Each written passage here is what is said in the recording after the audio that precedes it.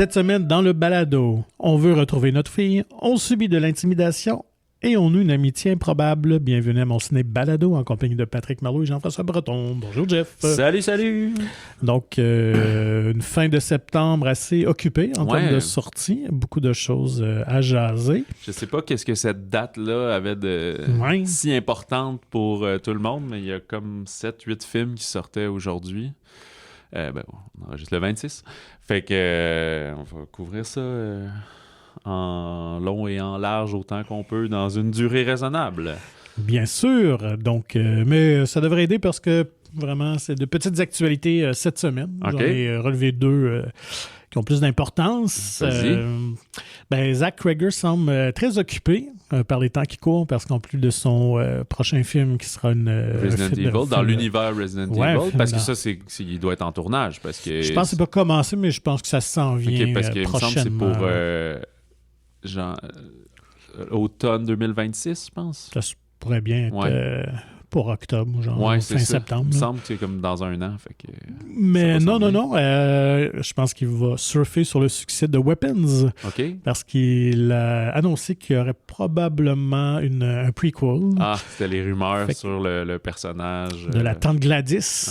Donc, certaines scènes ont été coupées au montage où pour explorer un petit peu plus son passé. Et je pense que ça a été finalement voulu par Cregger de garder ça plus mystérieux. Mais déjà, avant même le tournage de Weapons, je pense qu'il y avait pas mal un scénario en place, pas complètement écrit, là, mais qui avait réussi un bon squelette. À vendre à Warner si le film fonctionnait. Donc, après son Resident Evil, je pense qu'on va retourner dans l'univers de Gladys. Jordan Peele doit être encore plus fâché de ne pas avoir réussi à l'avoir. Sinon, Émile Gaudreau, je ne sais pas si ça passait, a annoncé son prochain film, une coprod. En tout cas, il va travailler avec des Français. Oui, coprod France-Québec, une famille française, une famille québécoise.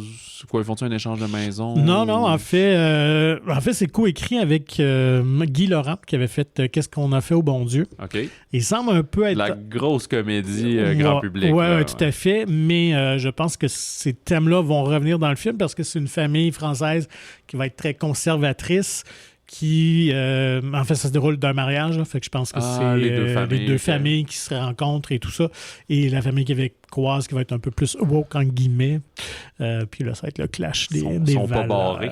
Ouais, c'est ça. Je me souviens qu'il y a des très gros noms au casting. Hein, il me semble qu'il y a Patrick Huard, entre autres. Patrick Huard, Antoine Bertrand. Ouais.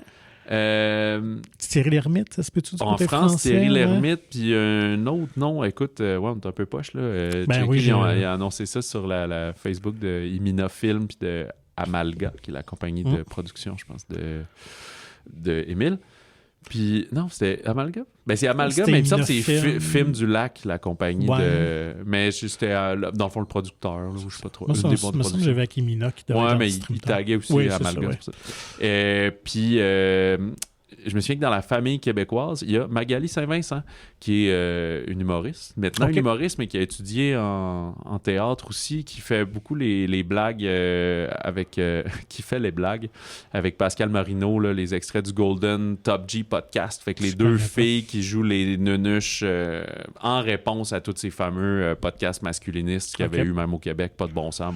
Font une parodie de ça. Du côté féminin aussi, d'être comme... un peu si elles étaient comme les blondes de ces gars-là masculins. Fait que, bref. Donc, premier rôle au cinéma pour elle. Ouais, je pense que oui. Fait que c'est drôle de lâcher un peu le théâtre parce que ça... pour l'avoir écouté en podcast, en différents podcasts, en Mike Ward sous-écoute, des choses comme ça. Fait que lâcher un peu le théâtre parce que ça marchait pas trop, mais te retrouver que ça marche en humour, puis là, par la carrière humoristique, retourne au cinéma.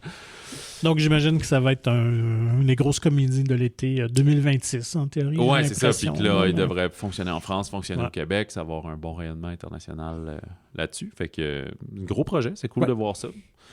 Donc, à suivre, voilà pour les actualités. Sinon, bande-annonce, il y en a encore deux que j'ai repérées, dont une que tu as eu le temps de voir aussi, que je trouve très intéressante. Oui, en fait, c'est pas anodin. C'est avec la sortie, on y viendra, du nouveau Paul Thomas Anderson.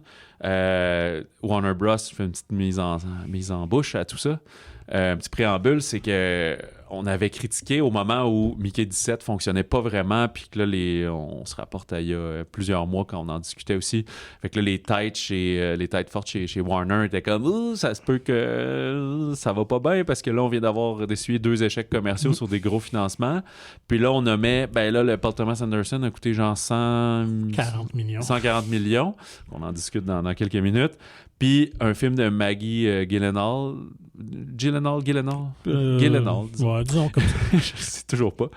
Puis, quand on la rencontrera, on lui demandera. Oui, j'ai très hâte.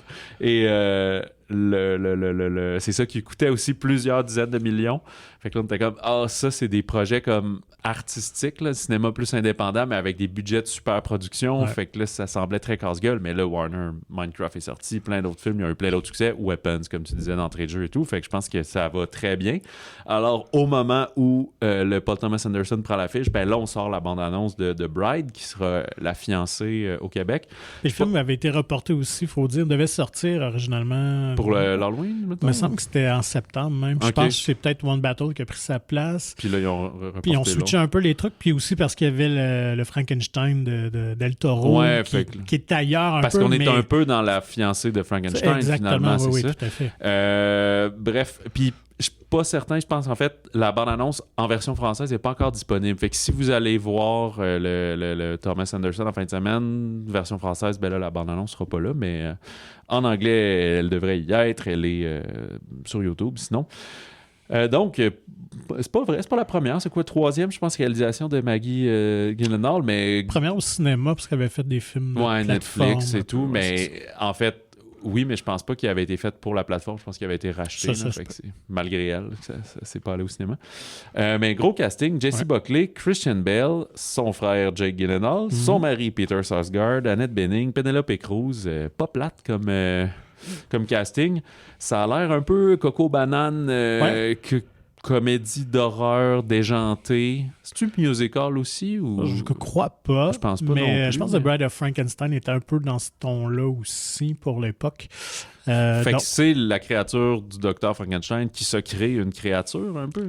En fait, on semble avoir évacué le docteur Frankenstein dans cette version-là parce que ce rôle-là semble être joué par Annette Bening. Mais effectivement, ça reprend une partie du roman de Mary Shelley qui ont créé une conjointe à Frankenstein. Donc, inspiré par ça, par le film The Bride of Frankenstein de 1935 aussi. Mais là, on a placé ça dans les années 30 à Chicago pendant la Prohibition. Fait que c'est ça qui a l'air un peu bonkers. J'ai bien hâte de voir. Vraiment hâte de voir ça. C'était au mois de mars. Mois de mars, 6 mars, effectivement. Fait que, j'étais comme un peu sceptique quand le projet avait été annoncé, tout ça, mais voyant les premières images, je pense que ça peut être une belle surprise. Oui, ce que j'espère. En même temps, c'est la même période que Mickey 17 qui n'a pas vraiment marché, mais je crois pas que c'est la période le problème. C'était juste, je sais pas, l'attrait. Peut-être tout simplement. Ouais. Mais en même temps, je pense pas que The Bride va atteindre des sommets, mais je pense que ça peut être quand même une belle réussite. Oui, exactement. En fait, un gros studio, je pense que c'est ça qu'on souhaite d'eux, c'est faites des blockbusters, que les blockbusters soient assez bons pour réussir dans une formule de blockbuster, c'est ça, là, Minecraft, puis des trucs comme ça, puis des Superman, puis là, réussissez ça, puis prenez une partie de vos profits pour réinvestir dans des projets plus audacieux qui vont peut-être permettre de gagner des prix, de se distinguer, de faire du bon cinéma. Parce que s'il faut que tout soit rentable tout le temps, ça serait fun dans un monde idéal, mais c'est comme impossible. Là, tous les projets audacieux auraient comme 8 millions, puis là, ils seraient jamais à la hauteur des ambitions. Fait que c'est super cool que le Paul Thomas ait pu avoir l'argent pour rendre le film. L'autre dans l'annonce, c'est quoi? Je pense que je l'ai pas vu. L'autre dans l'annonce, c'est le nouveau Star Wars.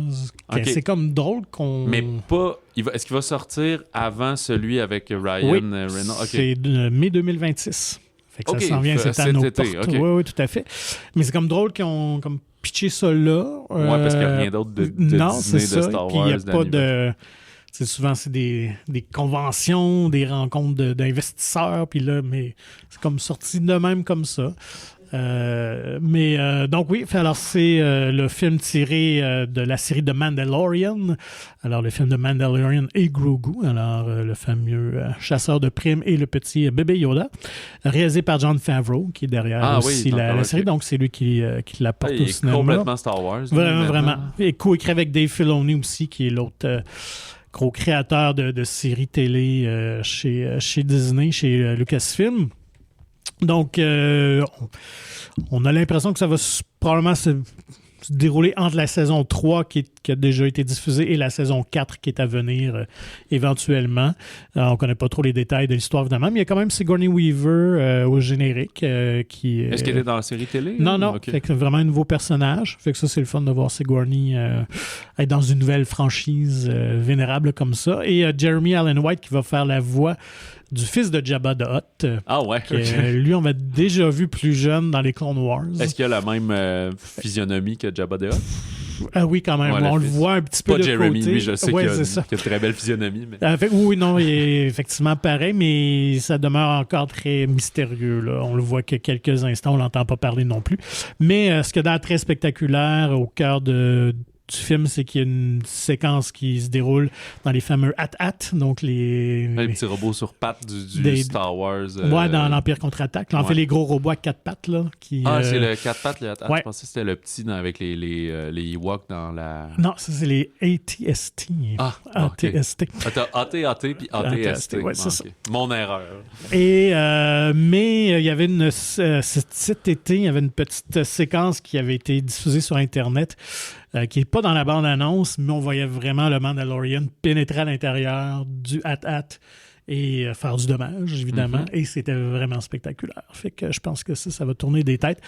Et le fait d'avoir Jon Favreau, qui est un excellent réalisateur pour ce genre de film-là, je pense que ça va être le retour en force de Star Wars. Ton opinion, penses-tu que le film va être hermétique ou ouvert à ceux comme moi qui n'ont pas du tout écouté la série? Moi, j'ai l'impression que ça va être assez ouvert. Je pense que Disney ne prendront pas la chance...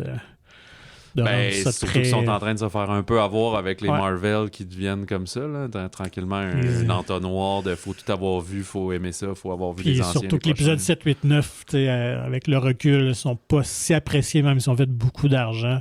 J'ai l'impression qu'ils misent beaucoup pour ramener les fans dans la bagasse. Oui, tout à fait. Donc voilà pour les bandes annonces. Et ça, oui, j'avais dit, ça sort le 22 mai 2026. Ah, c'est même pas au Star Wars Day 4 mai. Non, 4 mai, non, parce que c'est... Ah non, y a-tu un Marvel? Ou un Disney Animation, quelque chose. Peut-être. Parce que l'année prochaine, non, je pense qu'à l'origine, c'était peut-être l'Avengers qui avait été, lui, déplacé au mois de décembre, finalement. Mais je pense qu'il n'y a pas rien de comique qui a pris sa place. Fait que, bref. Allons-y donc avec les films et débutons, je pense, par celui qui était attendu par beaucoup de cinéphiles, One Battle After Another, le nouveau Paul Thomas Anderson, dont c'est le 10e film quand même. Au Québec, une bataille après l'autre. Alors, bonne traduction ici. Leonardo DiCaprio, Sean Penn, Chase Infinity, Benicio Del Toro, Regina Hall, nouvelle venue, Teyana Taylor. Gros casting quand même, quelques nouveaux noms, mais des faces reconnues. DiCaprio fait comme partie d'un couple qui participe à des événements militants révolutionnaires, là, avec des bombes puis de la séquestration de monde puis tout. Pas tuer des gens, mais juste libérer, puis contre vraiment le patriarcat puis on appelle ça l'espèce de dictature économique, j'ai un blanc là, le mercantilisme, le capitalisme, merci. Le gouvernement aussi en exactement. place, tout ça, fait que des actions destructrices et violentes. Puis à un moment donné, là, ça commence à brasser. Ils s'appellent les French 75, les French 75. Et ça commence à brasser, soupe chaude. Fait que sa femme va se sauver, le laissant seul avec leur nouvelle fille, leur premier enfant.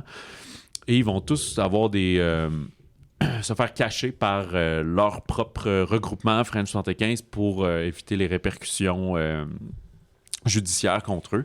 Alors, on va se transporter 16 ans plus tard, où là, le vieux colonel... Lockjaw. Lockjaw, meilleur nom, personnage très coloré, très weird. Je pense que Sean Penn évoque Son inner Robert Kennedy Jr., j'ai l'impression. Ah ouais, ok. Puis, ok, ouais, ça, c'est lui qui est en ce moment, là, qui est très weird. De la santé, ouais. OK. Puis, qui va pour des raisons personnelles qu'on va comprendre plus tard, parce qu'il veut rejoindre un groupe élitiste d'extrême droite, les cavaliers de Noël, les chevaliers de Noël. Ouais, c'est ça. Puis de groupes de blancs riches qui veulent aller pour le mieux, puis qui sont pour la race aryenne. Ouais, tout à fait, là, des néo-nazis, juste pas les cheveux rasés, là. Et fait que là, pour des raisons personnelles, ben, essaie de retrouver cette fameuse bande-là, dont la fille de cette révolutionnaire-là est de DiCaprio. Alors, tout ce beau monde-là, ben, essaie de retourner au point de ralliement, puis de mettre l'ordre dans des choses et de survivre et d'éviter de se faire capturer et de résoudre quelques tensions du passé au travers de tout ça. Et tout ça en 2h45. 45 ouais. Quand même, faut le dire. C'est, comme on dit, son plus gros budget jusqu'à présent. C'est vraiment avoir les moyens de ses ambitions. Ça peut rappeler, j'ai vu dans certaines critiques, mettons, Inglourious Basterds de Quentin Tarantino, là, plusieurs volets très, je trouve, international à sa façon. Là, mais il reste toujours aux États-Unis, mais beaucoup de personnages, beaucoup de différents moments de cette fameuse quête de suivre un personnage, suivre l'autre personnage, suivre le troisième. C'est pas un film choral pour autant, mais à un moment donné, il se cherche, fait qu'il se retrouve à des endroits différents et il leur arrive des mésaventures à chacun. T'sais. Et il y a quand même une forme de personnage assez colorée, il faut le dire aussi, là, quand même. Ben, moi, mon point de vue là-dessus, c'est que DiCaprio est très bon, il est toujours juste. Là, lui, il joue cet ancien révolutionnaire-là, qui maintenant, il n'est pas resté tant, excusez-moi l'expression, mais bandé sur la cause. Là. Il est assez défaitiste de tout ça, d'avoir perdu sa femme là, qui l'a laissé pour continuer. Fait qu'il est dans un bled perdu, fait qu'il est alcoolique, il est drogué, il a l'air d'être sur le pot ou sur le cristal meth ou des affaires de même. Fait que là, quand on le voit dans mon annonce, quand les problèmes recommencent, ils ont tous des noms de code puis des affaires qu'il fallait qu'ils mémorisent puis qu'ils brûlent après pour qu'il n'y ait aucune trace. Quand même pas mal de misère à se souvenir de tout ça. Puis, tu sais, il a l'air du dude, là, parce que vu que ça pogne mal, ben, il est en vieille robe de chambre carottée tout le long. J'ai l'impression que c'est un clin d'œil un peu à... au Big Lebowski, parce qu'en plus, même les cheveux aussi, ouais, puis il y a des plus longs, les attaches, les lunettes. Puis il se retrouve avec des lunettes fumées plus grosses, mais quand même tout le temps. Fait que, il y a un clin d'œil à tout ça, je pense.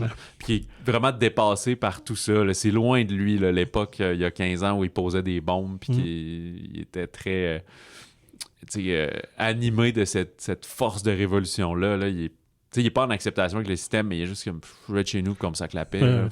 Ça le fait chier. Mais il est quand même un peu nerveux de tout ça, mais il est plus sur le gun, comme on dit. Fait que je pense que ce qui aide, c'est que lui, il est assis dans ce chaos-là. Puis c'est l'incarnation de Benicio del Toro qui est un sensei, qui lui est super cool, puis il va venir l'aider à m'amener, puis on va comprendre que lui aussi, son personnage, il aide beaucoup la cause des Mexicains puis des immigrés illégaux. Et le personnage extrêmement coloré de Sean Penn, comme on a dit, ça sent les nominations aux Oscars pour bien du monde dans ce film-là. Oui. Dur de prédire qui va gagner, là, mais il y a bien du stock là-dedans de haute qualité.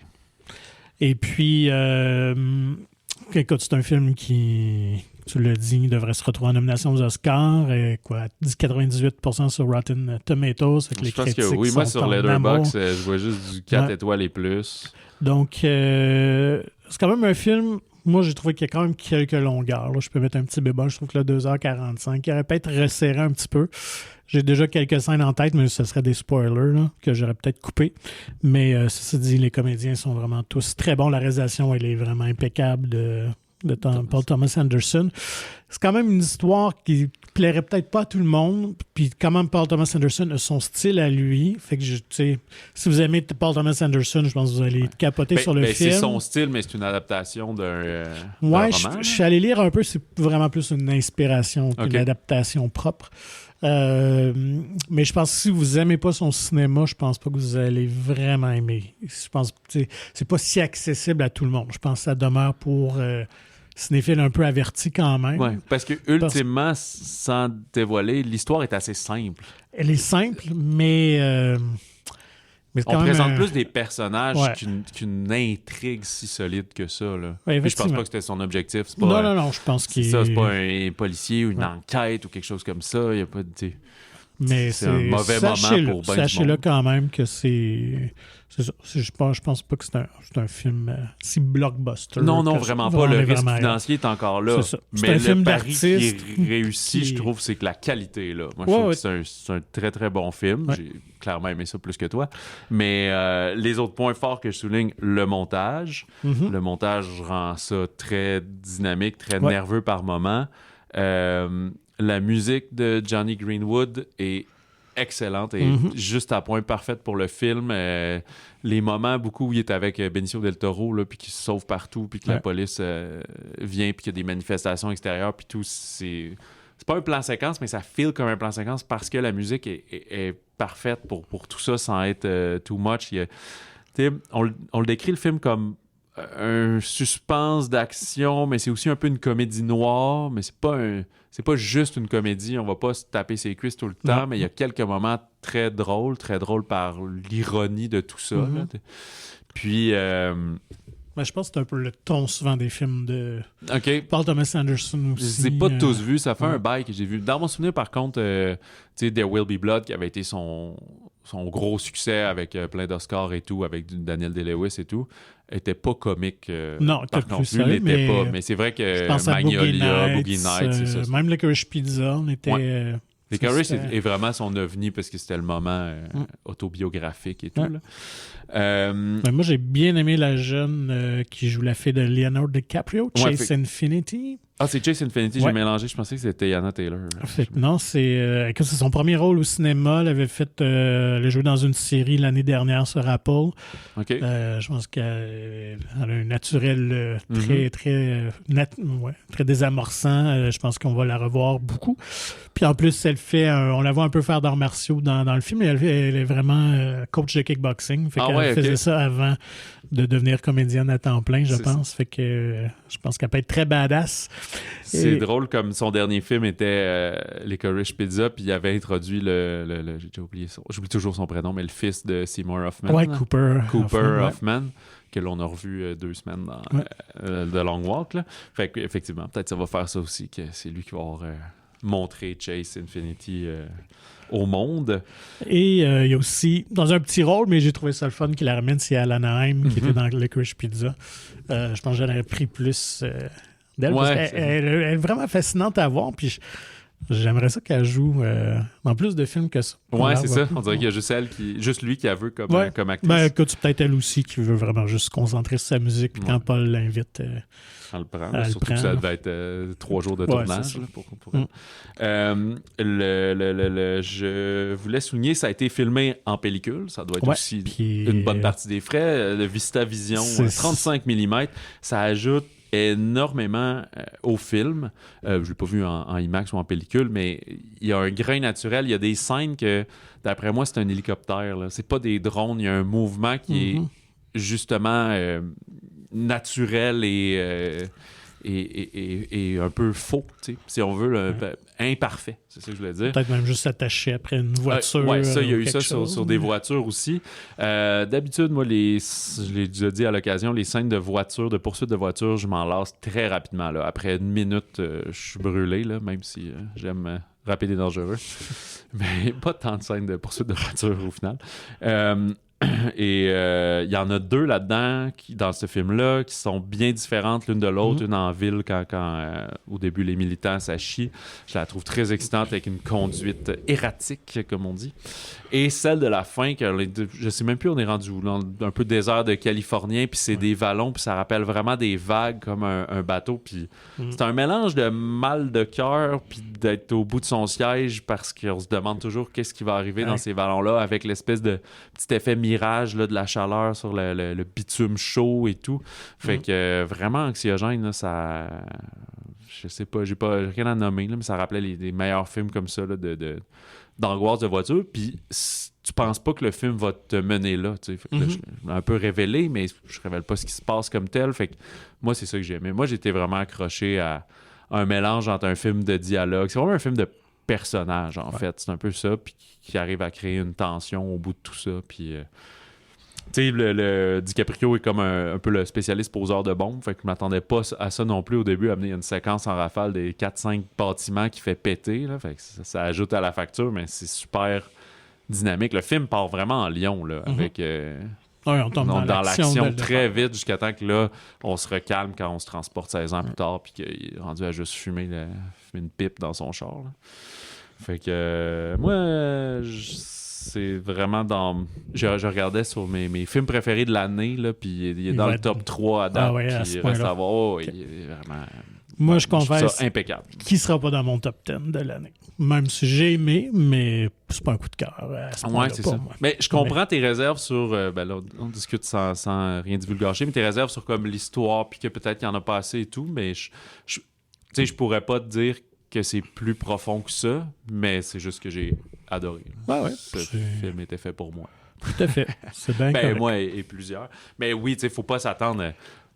moi, je dis, gênez-vous pas pour aller le voir dès le premier week-end. Je sais que des fois, les gros films, événements, mettons Avatar ou Minecraft, je vais attendre un peu que ça se calme. Les cinéphiles sont très enthousiastes de ce film-là. Les critiques sont excellentes, mais on l'a énuméré. Je pense que ça va pas parler à tout le monde. Fait que gênez-vous pas, allez-y. Là, je pense pas qu'il va y avoir des salles combes partout puis des files de 300 personnes pour rentrer. Là. Ça sera pas Demon Slayer non plus en termes d'engouement. Je pense qu'on prévoit peut-être un week-end de 40 millions, ce qui serait super bon pour lui. Même en dessous, malheureusement. Ah ouais, là, ça a redescendu un peu. Peut-être à cause des préventes du jeudi puis tout qu'on a dû voir. Fait que, tu sais, on est dans... Ça veut dire une ouverture de 25-30 millions. C'est pas grand-chose, là. Fait que... sauter sur l'occasion, aller voir le film. Mais il faut dire que c'est vraiment un film parfait pour voir au cinéma. Oui. Par la qualité d'image, le son, la musique, les cadrages. C'est... Ouais, exact. Il est disponible en anglais, en français, puis j'ai vu certains cinémas aussi anglais sous-titré français, qui est très intéressant.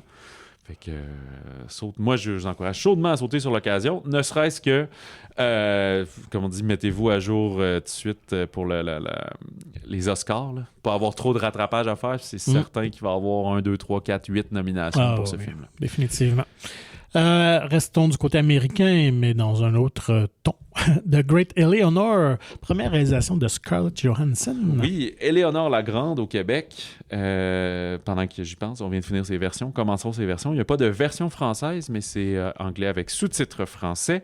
On retrouve la magnifique June Squibb, Chiwetel Ejiofor, Jessica Hyche et Erin Kellyman, qui est un nom peu connu, un visage qu'on reconnaît. On parlait des Star Wars d'entrée de jeu, était dans Solo, était dans les Captain Falcon and Winter Soldier, la série télé. Elle a quand même un visage assez particulier, surtout sa tignasse rouquine, c'est ça. très frisée, là. Elle se distingue vraiment à l'écran. Et les grains de beauté aussi, puis tout, là, vraiment une belle jeune femme. Et c'est ça, souvent on la voyait dans des films d'action jouer la rebelle qui finit par enlever son masque, puis c'est elle. Je sais pas pourquoi elle avait ce casting-là de film d'action. Puis là, c'est cool de l'avoir dans un rôle plus comédie dramatique, plus sérieux, endeuillé de sa mère et tout. Pourquoi endeuillé de sa mère? J'y viens au synopsis. C'est un peu par un malentendu. C'est une femme de 94 ans, June Squibb, perd sa meilleure amie qui décède comme ça. Et là, elle se retrouve dans un meeting, est en Floride, retourne à New York vivre avec sa fille. Mais est un peu marabout de tout ça, s'ennuie de son ami, sa fille l'inscrit à un centre d'activité de personnes juives aînées là, pour garder contact et tout. Fait qu'elle va là, puis elle se retrouve un peu dans mauvaise pièce, puis avec des survivants de l'Holocauste, mais elle n'a pas connu l'Holocauste, fait au lieu d'inventer une histoire, elle va comme raconter l'histoire de son ami décédé, puis là, ça va un peu faire boule de neige, puis on va se mettre à penser que c'est son histoire, qu'elle est donc bien brave, et etc. Fait que c'est un peu le classique du jusqu'où ce mensonge va te mener, vas-tu pouvoir t'en tirer? Et le personnage de Kelly Mann et de Ejiofor, ben, sont une fille qui étudie en journaliste, son père qui est... lecteur de nouvelles. Ouais, lecteur de nouvelles, voilà. Fait qu'ils vont un peu s'intéresser à elle. Fait que là, est-ce qu'elle va les décevoir et tout. Fait qu'une forme de chronique, drame doux amer sur un peu c'est ça, le mensonge, le deuil beaucoup, l'amitié éternelle, plus forte que tout, voilà. Parce que aussi, ben, la jeune fille, elle a perdu sa mère il y a quelque temps, fait que c'est plus froid avec son père. Quand est-ce que le deuil est fini? Un peu comme les ruptures, là, des fois, ben, c'est plus intense un deuil qu'une rupture, mais je veux dire, des fois, quand on dit « Ah, c'est une journée par mois que t'es avec », ou fait qu'elle-même, elle pose la question à un moment donné, tu sais, « Hey, toi, quand t'as perdu ton frère à l'Holocauste, ça t'a pris combien de temps avant de y penser? » Puis c'est comme « là, j'ai répondu à ça, là, elle sait pas là, que tout ça n'est qu'un mensonge, en tout cas. » Fait que, ouais, t'en as pensé quoi, toi, Patrick? Écoute, ben, je sais que les critiques ont été quand même un peu sévères. Moi, je suis d'accord avec toi. Surtout avec la réalisation de Scarlett Johansson, que j'accepte d'emblée que c'est pas flamboyant. C'est vraiment une réalisation très posée. Souvent caméra fixe, même pas épaule et tout. Mais je pense que c'est vraiment voulu de laisser toute la place aux comédiens. Et je trouve que c'est la force du film, justement. Il n'y a pas de tape à l'œil. C'est très intimiste. Les comédiens sont vraiment très bons. June Squibb est vraiment très, très drôle à voir. Ouais, cette madame-là qui a du bagou. Oui, tout à fait. Ouais, c'est ça. Pas weirdo, là, juste comme... Elle n'est pas barrée. Une vieille là, tannante un peu. Là. Ouais. Et Erin Kellyman qui contrebalance ça très, très bien. Fait que moi, je me suis laissé embarquer. Je trouve que c'est très sympathique. C'est pas un chef-d'œuvre, on s'entend, mais je pense qu'on passe un bon moment.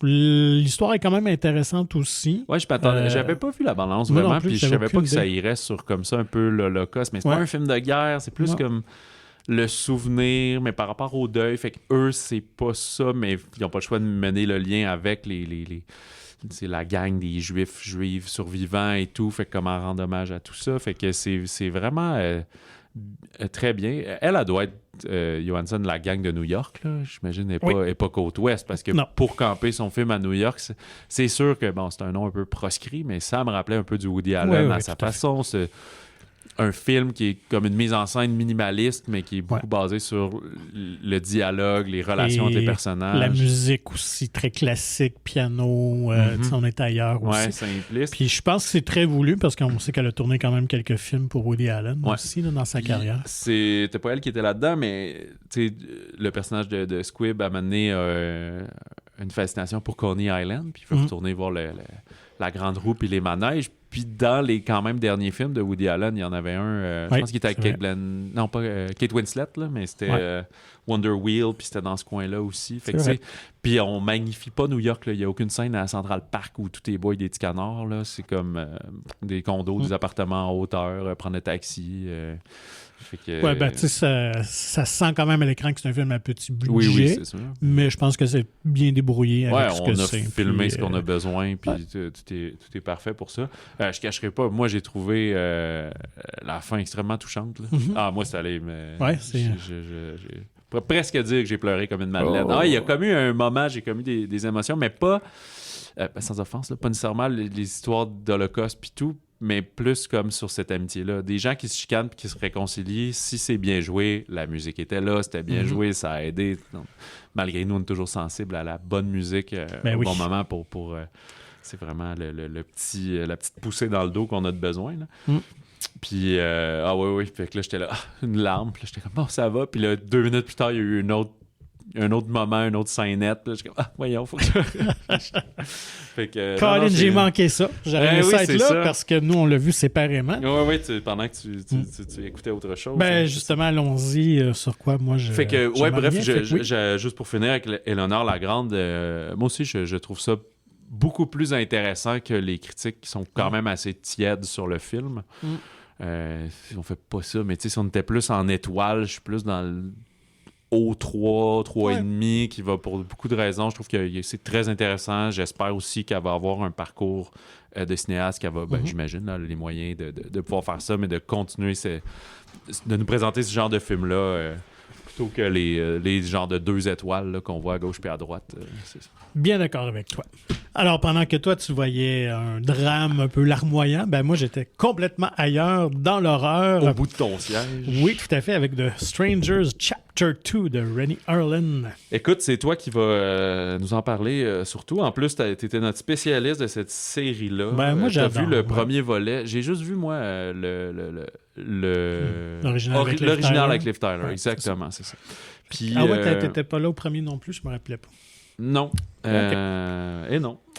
À cause de ça, je pense. Puis j'avais pas vu... je crois pas qu'il est trop en lien. Il y avait eu un deuxième amené dans un parc. Là, quand ils ont vraiment relancé ça. Ouais. Parce que ça a pris comme il y a un saut de comme 8-10 ans. Puis là, ils ont continué. Là. Ouais, des At Night, Pray at Night. Ouais, des Live at Night. Qui était pas mauvais non plus. Mais il paraît qu'ici, on vient justement varier un peu la recette de la franchise. On est plus dans le film de survie qui se passe tout de suite après le chapitre 1. Ouais.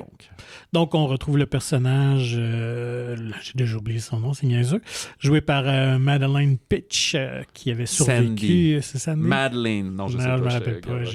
June. Donc, qui avait survécu, qui se retrouve finalement au début de ce film-là à l'hôpital. Petit clin d'œil à Halloween 2 aussi de l'époque, où justement Michael Myers venait traquer Jamie Lee Curtis, Laurie Strode à l'hôpital. Mais finalement, je n'étais pas sûr est-ce que la majorité de l'histoire va se dérouler là. Finalement, on va complètement ailleurs. Une bonne partie se trouve dans le bois aussi. Fait qu'on change un peu la formule. Ça, c'est bienvenu. Encore là, que la formule, normalement, c'est t'es pris dans une maison. Puis t'as terrasse autour. C'est du home invasion. Fait que là, on se promène un peu partout. C'est quand même bien. Les critiques n'ont pas été tendres, puis on s'en cache pas. C'était la même chose avec le premier. Honnêtement, si vous aimez l'univers des Strangers comme moi j'ai vraiment passé un bon moment. C'est loin d'être parfait. Ça me rappelle les films de slashers des années 80 avec leur imperfection. Mais honnêtement, Madeleine Pitch, je trouve qu'elle est très bonne. Elle est très bonne pour jouer la terreur. Fait que c'est un gros plus, honnêtement. Je pense comme une Final Girl qui a plus de bagou que d'habitude. Ouais. Puis en même temps, longtemps, on n'a comme pas le choix parce que c'est une trilogie, fait que c'est le deuxième volet de 3. Donc qui ont tous été tournés à peu près en même temps. La trilogie le troisième oui, prêt, ça a été tourné back-to-back. Donc on explique un peu la mythologie, les origines, fait qu'on va explorer un petit peu plus avec des ces tueurs-là. Ouais, quand même. Ça, je suis pas complètement convaincu. Okay. Je pense que ce qui était la force des autres films, c'est justement on ne savait rien sur ces tueurs-là qui tuent de manière au hasard. C'est un mauvais jeu de mots, c'est un couteau à double tranchant montrer le pourquoi. Là. Fait que là, j'ai hâte de voir comment on va continuer ça dans le troisième film, parce que le 2 se finit vraiment il nous laisse en cliffhanger, là, vraiment là, sur un punch. Fait que là, on n'est pas trop sûr comment ça va se passer. Le 3, c'est pas exactement quand il sort encore. Pas de date encore. J'ai l'impression que c'est probablement la même date l'année prochaine. Là. Ouais, mais tu vois, le premier, il était sorti au printemps. Il n'était pas sorti... Mais là, je pense qu'il vise peut-être plus les foules de films d'horreur de l'automne. Peut-être que ça va changer, on verra bien. Parce qu'à l'origine, je pense qu'il voulait les sortir aux 6 mois, puis finalement, ça a changé de plan en cours de route. Fait que bref, ça, c'est vraiment what you see is what you get. Il y a vraiment une très bonne scène qui était dans la bande-annonce que tu m'as rappelé. Enfin, un bout, je l'avais vu, où le personnage est comme... ramassé dans une voiture. Ouais, en autostop un peu. Là, on ne sait pas trop est-ce que c'est eux les tueurs ou pas. Très bonne scène. Ah ouais, ok. Là, ça, c'est dans... Ouais, ça arrive quoi? Au milieu du film, au milieu, à peu près. Ouais, c'est ça. Puis il y a une autre scène assez originale aussi dans la forêt, j'en dirais pas plus, qu'on n'a jamais vue au cinéma d'horreur, qui détonne un peu. Mais qui est assez original. Okay. Fait que finalement, c'est une bonne offrande de horror flick, justement. Moi, je pense que oui. Je pense que les critiques, souvent, ils sont très sévères avec ce genre de film-là quand oui, parce que ça réinvente pas la roue totalement. C'est du série B en quelque part, là, on s'entend aussi. C'est 1h30 de courir après du monde avec un couteau. C'est sûr qu'il faut mettre la logique de côté parce qu'il y a tout le temps des hasards. On peut arranger avec le gars des vues.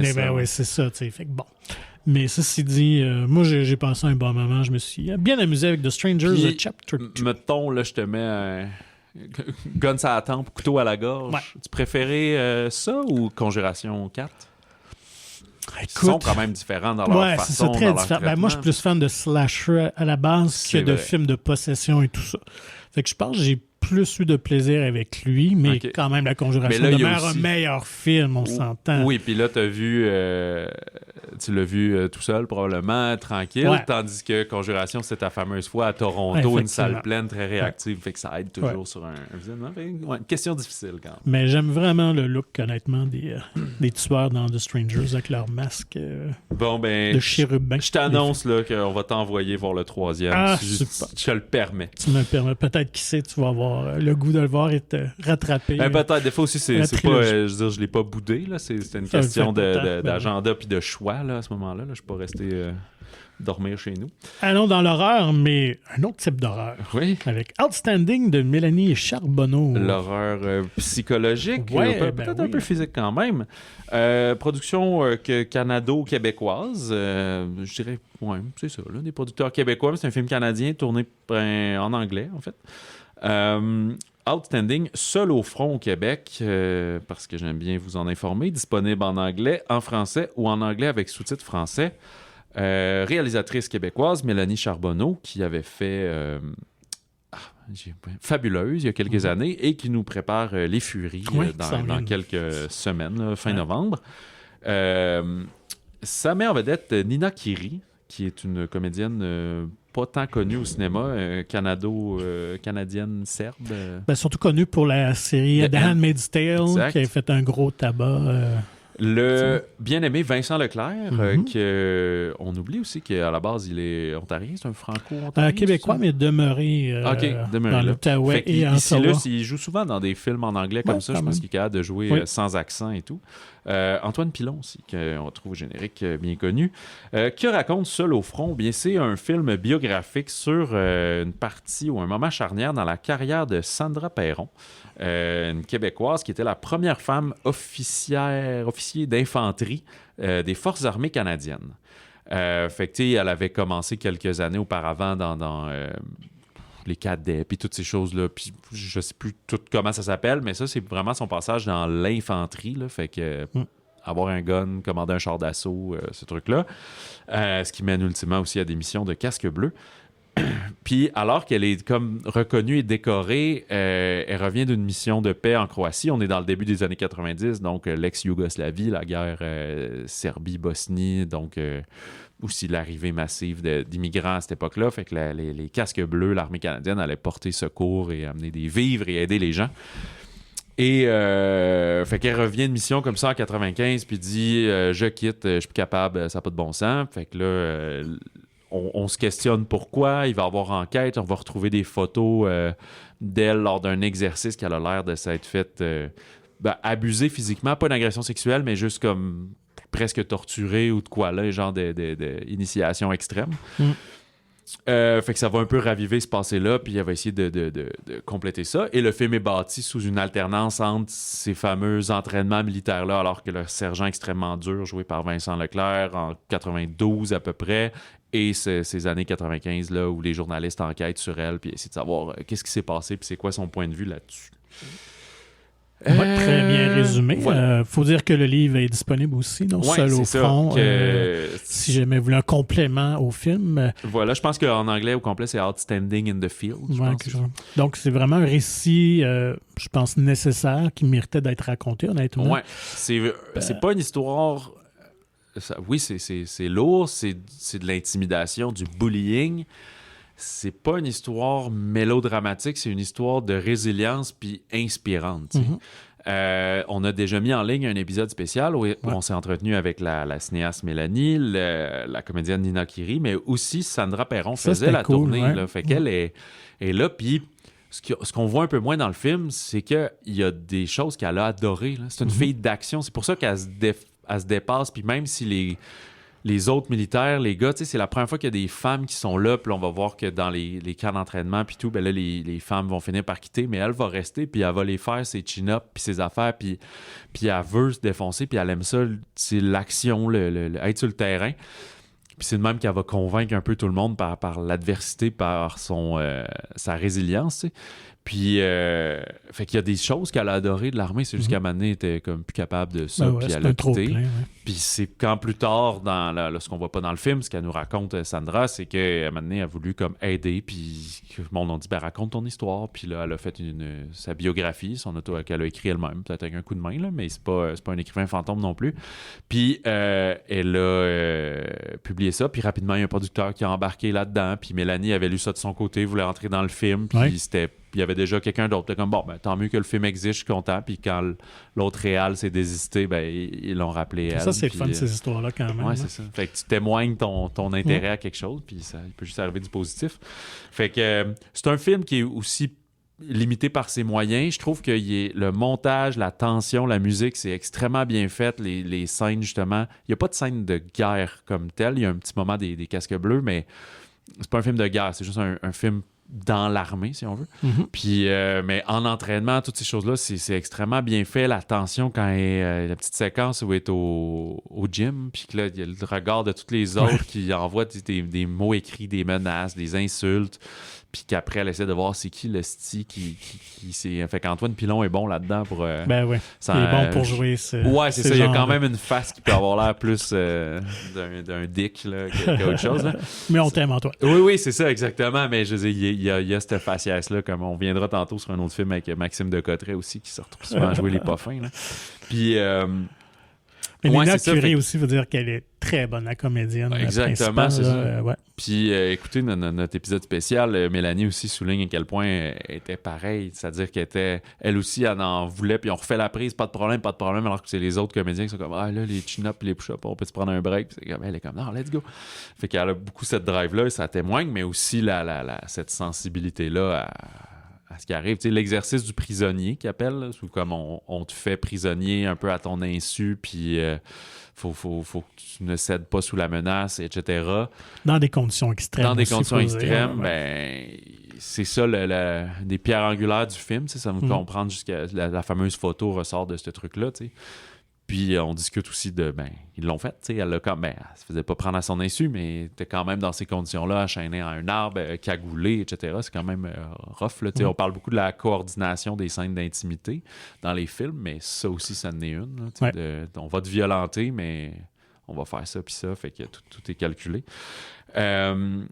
Ouais, c'est ça. Fait que, tu sais, les reproches du film, c'est que des fois, veut pas, il y a beaucoup de scènes de bureau. C'est assez, tu sais, quand même didactique de j'ai dit ça, il dit ça, qui dit ça, la personne qui vient déposer une lettre en cachette que tu vois pas, qui se sauve, puis tout. Fait qu'il y a ce côté-là qui est un peu plus terne, si on veut, mais je trouve qu'il est bien contrebalancé dans les scènes plus...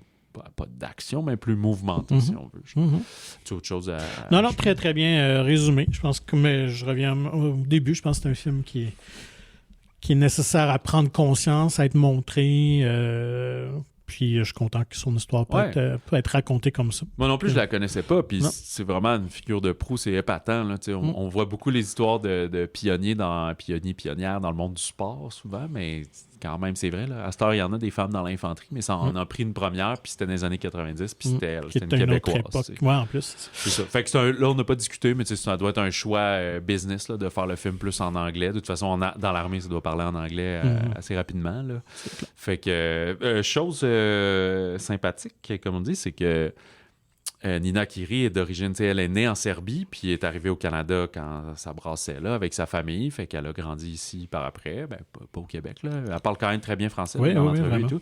Puis, fait que j'y ai posé, mais juste hors micro, on était un petit peu serré dans le temps pour l'entrevue, puis j'ai eu le temps de demander vite, tu sais, là, il y a une scène vraiment où tu joues Sandra Perron en casque bleu, en Serbie, qui aide pendant la guerre, puis tout, est-ce que tu as connu ça? Puis c'est là qu'elle m'a dit, oui, je suis né là, puis en discutant, puis en faisant les lignes du temps, j'étais en Serbie, j'avais genre 6 mois pendant que Sandra était là puis qu'elle aidait les gens. Mais elle n'a pas le souvenir de, oui, elle nous a aidés nécessairement comme tel, fait que c'était quand même très émotif. Évidemment, ils n'ont pas tourné ce segment-là en Serbie, ils ont fait ça quelque part au Canada. Là. Mais c'est quand même très drôle. Fait qu'elle dit, au fond, j'étais peut-être voué à jouer ce rôle-là, finalement. T'sais. Alors, voilà pour Outstanding Seul au front. Maintenant, autre offrande plus québécoise, réellement québécoise, en tout cas en français. Anna Kiri de Francis Bordelot. Oui, parce que ça s'invente pas. Alors là, on vient de parler de Seul au front avec Nina Kiri. Et là, on a un film qui s'appelle Anna Kiri. Ouais. Alors, qui ne met pas en vedette Nina Kiri, qui met plutôt en vedette Catherine Brunet, Maxime de Cotteret, Charlotte Aubin. Un couple, ouais, c'est ça, pas un couple, mais un couple frères et sœurs, un peu tout croche, qui font de la petite business, de la petite magouille. Et à un moment donné, ils font la mauvaise erreur d'aller mordre la main qui les nourrit, d'aller voler le stock du gars pour lequel ils font des magouilles. Ça brasse avec tout ça, ils sont un peu obligés de tout se sauver. Puis Catherine Brunet, son personnage, Anna, elle scrapbook beaucoup ses pensées, ses idées. Puis là, dans un brouhaha, son cahier va se retrouver entre les mains d'un professeur au département de littérature et d'écriture à l'université, joué par Fayol Jean, qui va voir un intérêt, rentrer en contact avec elle, puis essayer de la lancer dans ce monde de la littérature puis de l'écriture, puis dire hey, « t'as vraiment une voix punk, puis il y aurait quelque chose de bien à faire avec ça ». Fait qu'elle va se retrouver entre ces deux chaises-là, entre le monde de la criminalité puis le monde droit et juste, entre guillemets, de la littérature, et élitiste, et etc. Et peut-être va-t-elle découvrir que tout est un peu de la merde, finalement. Puis l'important, c'est d'être authentique à soi-même. Tu sais, je spoil pas, là, je veux dire, dans le sens... Il va se passer plein d'événements inusités quand même dans le film. Deuxième film pour Francis Bordelot, deuxième collaboration avec Catherine Brunet, d'ailleurs. Un film qui est très intéressant sur sa thématique, justement, de l'authenticité, une énergie très forte dans le film, punk, révolutionnaire, de montrer un Montréal sale, et il fait froid aussi, ça a été tourné l'hiver. Ouais. On a aussi un épisode spécial qui est en ligne depuis une semaine. On les a rencontrés quand ils étaient venus pour la première au Festival de cinéma de la Ville de Québec. Toi, ton impression sur Anna Kiri? Ouais, écoute, un film un film de genre, vraiment, dans ce créneau-là, qui peut penser peut-être au premier Guy Ritchie avec la racaille. Moins comique, là. Ouais, c'est ça, plus sérieux, mais un peu par l'esthétisme aussi, quand même. C'est un film qui a une très belle direction photo, que j'ai trouvé. Bien porté par Catherine Brunet, qui a un rôle très physique parce qu'elle se fait bardasser quand même à quelques reprises. Ça, dans le froid aussi. Et elle forme un duo avec Maxime de Cotteret qui joue son frère, qui est très crédible. Et comme tu l'avais mentionné, Maxime, qui est super sympathique dans la vraie vie. Oui. Mais à l'écran, il est très bon pour il joue souvent des trous de cul dans le plongeur aussi. C'était lui, le petit caïd qui vendait de la drogue.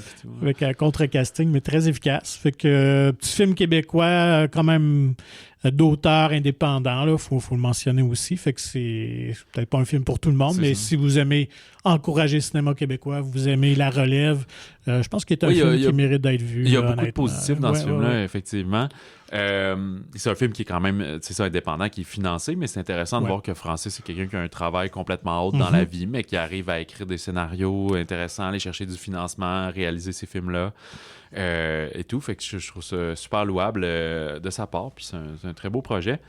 Est-ce qu'il y avait un dernier truc rapidement dans les autres sorties? La mort n'existe pas de Félix Dufour-Lapérière, un film d'animation plus pour adultes où il y a une espèce d'attentat d'amis contre des riches à la carabine et tout.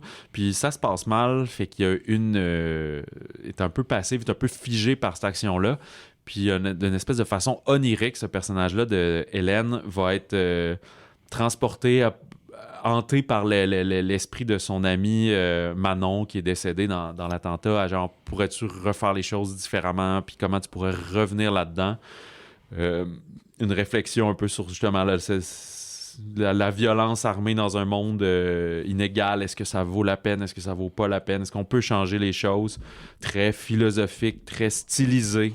Fait que c'est ça. Pour ça, plus adulte, amenez pas des enfants, ils vont s'emmerder big time.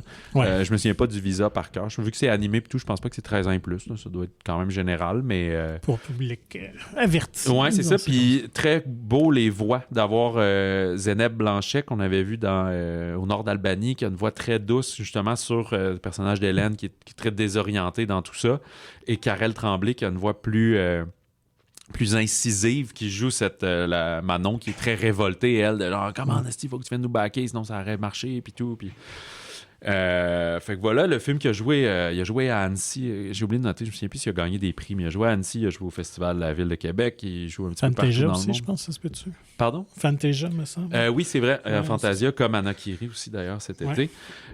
Pour les familles, Gabi et la Maison Magique, le film Gabby's Dollhouse, the movie. Fait que une histoire de petite maison de poupée qui se fait voler par une méchante Kristen Wiig très éclatée, puis qu'on rentre dans l'univers animé au travers de tout ça. Fait qu'un film un peu hybride, animation, personnage réel et animation. Exactement. Inspiré de la série à succès sur Netflix, donc vos jeunes connaissent ça assurément. Mais c'est pas une sortie Netflix, parce que c'est DreamWorks qui est derrière la production de cette émission et ce film. Et finalement, autre film québécois, quand on dit que c'était un gros vendredi, Négligence, Neglected de Leonardo Fuica, qui est aussi un film bilingue tourné à Montréal suite à un incident tragique. Il y a un procès qui va mettre en lumière les circonstances dont le suspect principal est un jeune garçon de 6 ans, négligé par ses parents, mère barman, alcoolique, père qui est plus dans la criminalité anglophone. Fait qu'il y a beaucoup de thèmes dans ce film-là aussi sur la politique, les Québécois, les Anglos, la guerre, les deux solitudes, la DPJ, les parents qui négligent leurs enfants, d'où le titre, la violence d'un jeu vidéo, c'est exactement beaucoup de thèmes là-dedans, mais c'est un film qui est très bienveillant, qui est là pour les bonnes raisons. Oui, il y a des effets tape à l'œil dedans et tout, mais pour les bonnes raisons, ça me rappelle un peu l'effet du Angel Studio quand ils sont arrivés. C'est pas croyant puis conspirationniste ces affaires-là. C'est ça que pour ça je dis pour les bonnes raisons, mais qui sont arrivés quand même en disant on va faire un cinéma qui est différent, qui va parler aux gens avec des vrais problèmes puis des affaires comme ça. Là. Ouais. Puis t'es sur l'enlèvement d'enfants puis ces affaires-là. Fait que c'est ça que je veux dire par les bonnes façons. Fait que c'est des gens qui ont trouvé du financement, qui ont créé un scénario, puis leur but c'est vraiment de dénoncer des affaires sordides qui se passent au Québec puis au Canada puis tout. Fait que c'est un peu confus par moment, mais c'est pas c'est pas de la vidange puis fait juste pour faire de l'argent ou quoi que ce soit. C'est vraiment pas l'intention de l'équipe, je sens. Fait que, mais comme c'est beaucoup de films alternatifs qu'on vous a nommés, ben ils sont pas tous dans tous les cinémas. Fait que checkez ce qui vous intéresse et où c'est disponible. La semaine prochaine, on devrait se revoir, c'est possible, ça dépend de toi ton horaire, sinon on vous en reparle le 10 octobre. Mais le 3, il y a entre autres The Smashing Machine avec Dwayne Johnson, Emily Blunt, le film de Benny Safdie sur le combattant de MMA, UFC en tout cas. Mixed Martial Arts. Mark Kerr. Film qui a fait jaser à Venise, qui a un grand succès. Puis il a joué au TIFF aussi. C'est en septembre. Donc, pour nous contacter, comme d'habitude, écrivez-nous au balado@commercialmonciné.ca et suivez Magazine Mon Ciné sur Facebook et Instagram. Procurez-vous gratuitement le magazine Mon Ciné, disponible en version numérique ou physique dans votre cinéma favori de la province, et allez suivre et écouter nos épisodes spéciaux avec Anna Kiri et Seul au front, et il y en a d'autres à venir cet automne. Visitez le monciné.ca pour plus d'informations. Sur ce, on vous souhaite bon cinéma, bon popcorn, et si jamais vous intégrez un cercle de soutien, autant choisir le bon et dire la vérité.